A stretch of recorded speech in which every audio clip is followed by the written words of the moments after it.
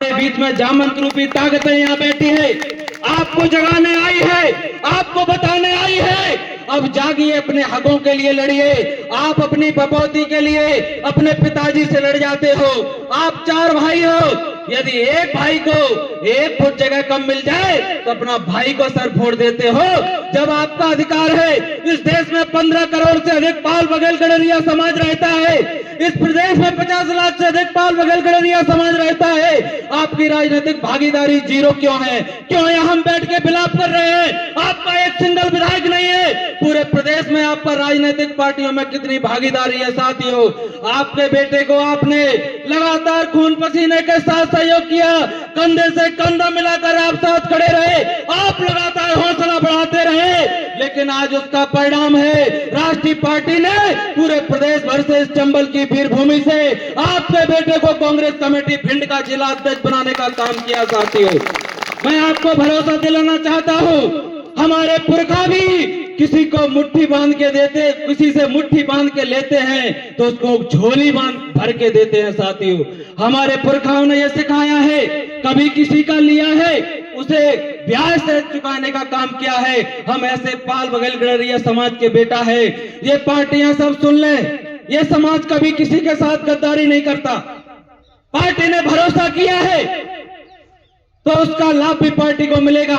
Party इस समाज को टिकट देगी तो झोलियां भर के भी लेगी। पार्टी ने जिला अध्यक्ष बनाया, उसका परिणाम भी मिलेगा साथियों। एक कहावत है, शिक्षा वो शेरनी का दूध है, जिसने पिया है वो दहाड़ा है।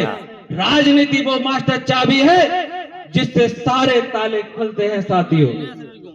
तो वो मास्टर चाबी जब तक हमारे हाथ में नहीं आएगी, हम रूढ़िवादी जो हम जिस तरह से बड़े बड़े आयोजन हम करते, भागवत करते, 13वीं करते, भंडारे करते, कौन से पुराण में यह लिखा है कि आप 1-1 लाख लोगों के रोज भंडारे करिए?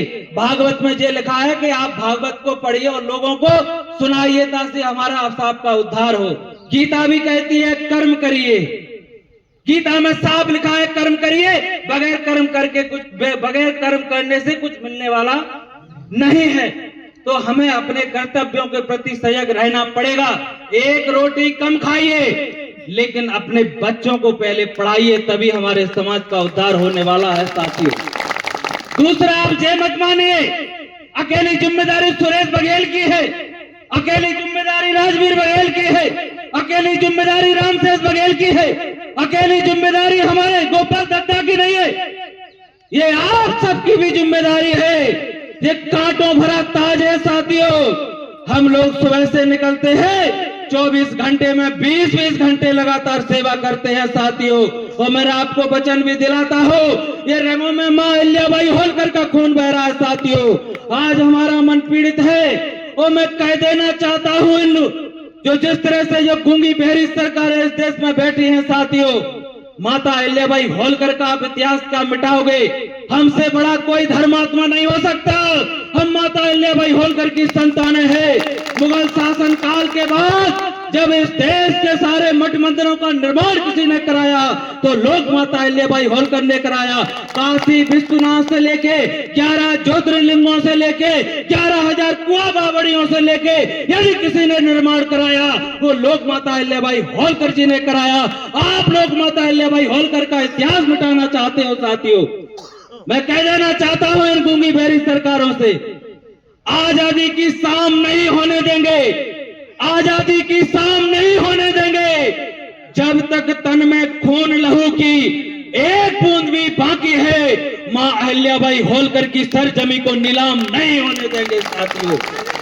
माता अहिल्याबाई होलकर जी द्वारा मणिकर्णिका का घाट का जो वह उद्धार कराया गया था, हमारी माता अहिल्याबाई होलकर की मूर्तियों को किस तरह से अपमानित किया गया साथियों, किस तरह से बुलडोजर से तोड़ा गया, किस तरह से उनको कचरे में फेंका गया साथियों। जय हमारी मां अहिल्याबाई होलकर का अपमान यदि हमारी रंगों में खून बह रहा है तो ये समाज कभी माफ करने वाला नहीं है। कोई हमारे इतिहास की ओर चलेगा, हम लोग अपने स्वाभिमान से आगे लड़ाई लड़ने का काम करेंगे, हमारे वंशजों की ओर चलने की कोशिश ना करें। हम सम्राट अशोक की संतानें हैं। आपने देखा है सत्यमेव जयते, सम्राट अशोक हमारे देश की आप पार्लियामेंट में जाइए, वहां सम्राट अशोक शेफर्ड बहुत